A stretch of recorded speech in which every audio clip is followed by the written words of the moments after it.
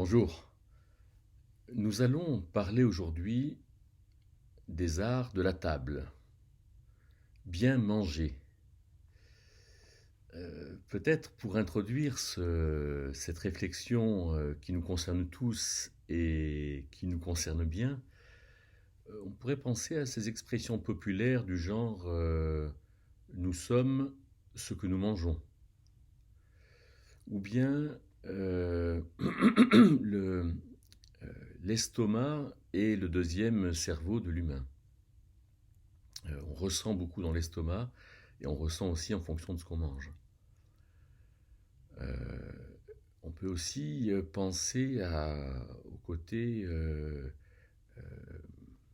du devenir de notre corps dans la durée. Quelqu'un qui est trop lourd, euh, qui est obèse, pourra avoir des problèmes de genoux, de hanches, etc. Ou bien avec l'obésité, il y a justement en ce moment, avec le Covid-19, des fragilités liées au virus, aux microbes, les maladies cardiaques, le diabète, sont liées à l'obésité, et de ce fait, bien manger, c'est quand même quelque chose d'important. Alors vous me direz, oui, mais la Bible ne parle pas tellement de bien manger. Bon, en tout cas, la Bible parle de bien boire. Le vin réjouit le cœur de l'homme et de la femme. Et puis on remarque qu'aux noces de Cana, dans l'évangile selon Jean, quand Jésus a changé l'eau en vin, le vin était meilleur que tous les vins qui avaient été bu précédemment. C'est dire si le vin est quand même quelque chose d'important, mais bien manger. L'agneau qui était offert pour le sacrifice était un agneau que l'on mangeait et qui était rôti au feu et avec des herbes amères. On pourrait peut-être penser aux herbes de Provence. Pour moi qui habite Aix-en-Provence, ça me dit vraiment quelque chose. L'agneau rôti avec des herbes de Provence, c'est fantastique. Bien manger. Quand Abraham accueille l'Éternel avec ses deux anges, en Genèse 19, qu'est-ce qu'il fait? Il tue un veau, et il prend de la crème, etc. Il fait un vrai repas. C'est dire, au passage, si le repas a pris du temps, le temps qu'il tue le veau et qu'il en fasse quelque chose. Bien manger. Alors, je vous propose, pour bien manger, peut-être quelques points qui sont assez simples. Le premier, c'est que je dirais qu'esthétiquement, nous sommes le rapport entre ce que nous ingérons en termes de calories et ce que nous dépensons en termes de fatigue physique. Et donc, globalement, on peut dire que les gens qui font des réserves sont des gens qui dépensent moins en calories que ce qu'ils mangent. Et donc, il me semble qu'il faudrait qu'on réfléchisse au fait de manger à sa faim, c'est-à-dire de manger en fonction des dépenses énergétiques que nous faisons. Clairement, nous avons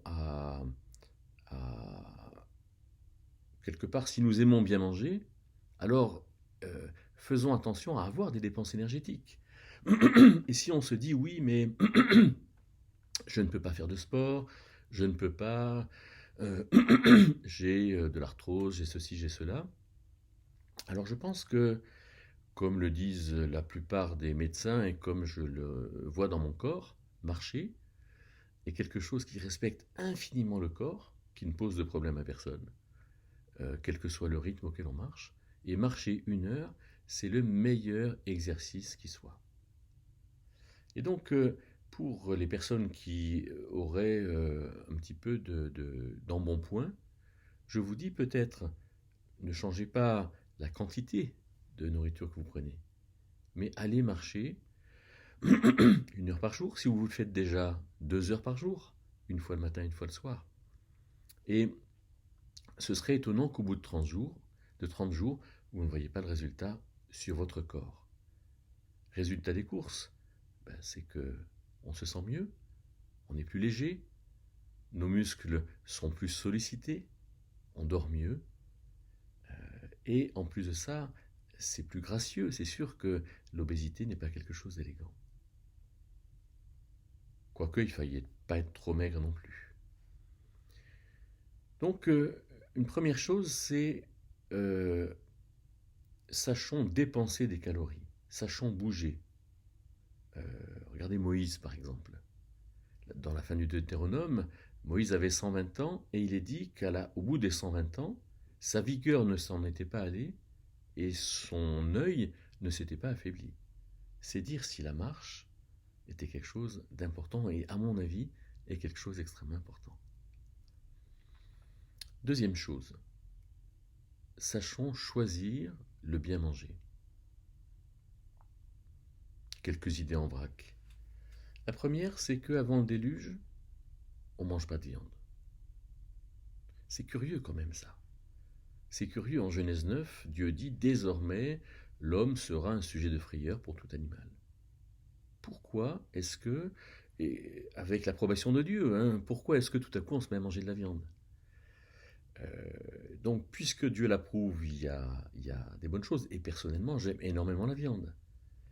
Mais quand même, si on ne mange que des fruits et des légumes, comme ça nous est conseillé, je crois qu'il peut y avoir quelque chose de très important et de très sain.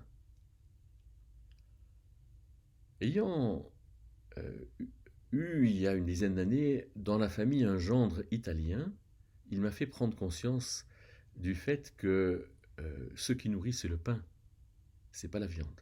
Et que la viande est là pour donner du goût. Mais quand il fait des pâtes à la boscaiola, aux champignons de la forêt, en fait, il met un peu de viande. Mais ce qui nourrit, c'est le pain. Et dans la Bible, ce qui nourrit, c'est le pain. C'est le pain, c'est les pâtes. Et c'est vrai que moi, j'ai été élevé à manger de la viande et à faire un repas autour de la viande, alors qu'on préfère un repas autour du pain, autour des pâtes, autour des pommes de terre, du riz. C'est ce qui nous nourrit et le reste donne du goût. Donc, bien manger, c'est certainement aller dans le sens de réfléchir à ce qu'on mange. On pourrait dire par exemple le sucre. Le sucre, ça, nous disent les équipes médicales, ça donne de l'énergie rapide, mais c'est pas bon le sucre. Le sucre dans le café, dans le thé, les boissons, le coca, etc. Ces boissons sucrées, c'est pas bon. Mangeons des jus de fruits, buvons des jus de fruits, et ne mettons pas de sucre ou ne mangeons pas trop de dessert. Vous savez bien que trop de dessert, dessert. Et donc, qu'est-ce qui fait grossir ? C'est le sucre et les graisses. Et donc, la graisse, c'est fantastique, c'est très très bon. La graisse, l'huile d'olive, le beurre, le 4 quarts, la graisse, c'est excellent. Mais pour faire attention à notre corps, faisons attention au sucre et aux graisses. Si, premièrement, nous marchons 1 heure par jour, deuxièmement, nous faisons attention à notre quantité de sucre et de graisse, alors je crois qu'on verra certainement qu'on trouvera une forme qu'on n'a pas. Ensuite, troisième chose, prendre le temps de manger. Prendre le temps de manger, c'est-à-dire quand on va manger, apprécier ce que nous mangeons. J'ouvre ma Bible à Proverbe 13 au verset 25 et je lis « Le juste mange pour le rassasiement de son âme, mais le ventre des méchants aura disette. » Donc, quand je mange, je profite de ce que je mange. Je mange pour le rassasiement de mon âme. C'est intéressant ça. Parce que non seulement je rassasie mon corps, mais je rassasie aussi mon âme. C'est-à-dire que dans ma manière de manger, je vais faire quelque chose qui me fait du bien, non seulement à mon corps, mais aussi à mon âme. Si je mange parce que je raffole des choses et que j'engouffre, en fait, j'ai moins de plaisir que si j'apprécie, que si je mange lentement, que si je déguste. Si je bois du vin pour ressentir les effets de l'alcool, je ne profite pas en fait. Mon âme n'est pas rassasiée du vin que je vais boire. Donc la manière de manger est extrêmement importante. Et peut-être que dans la manière de manger, que j'ai aussi, moi, une faculté à mal absorber. Et peut-être que ceux qui grossissent plus que les autres sont des gens qui mangent mal. On a donc vu, premièrement, d'essayer de dépenser autant de calories que ce qu'on mange, et si ce n'est plus.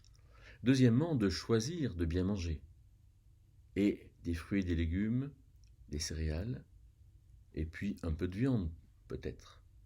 Et j'aime bien la viande.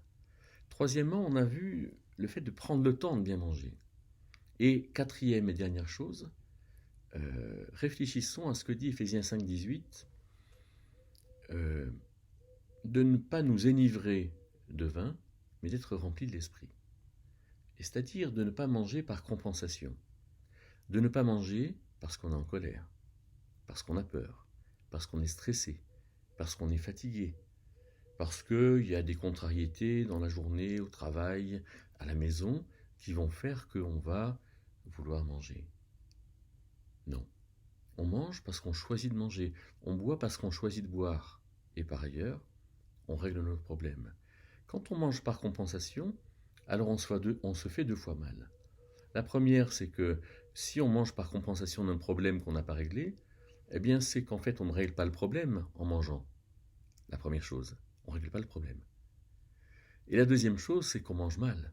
Parce qu'en fait, quand on mange par compensation, on ne profite pas de ce qu'on fait. Et donc, là aussi, peut-être que cette absence de profit fera que ça ne se passera pas bien dans notre corps, on n'en profitera pas bien.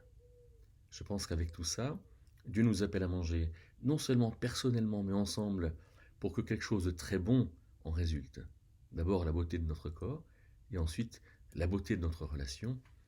Alors avec tout ça, bon appétit.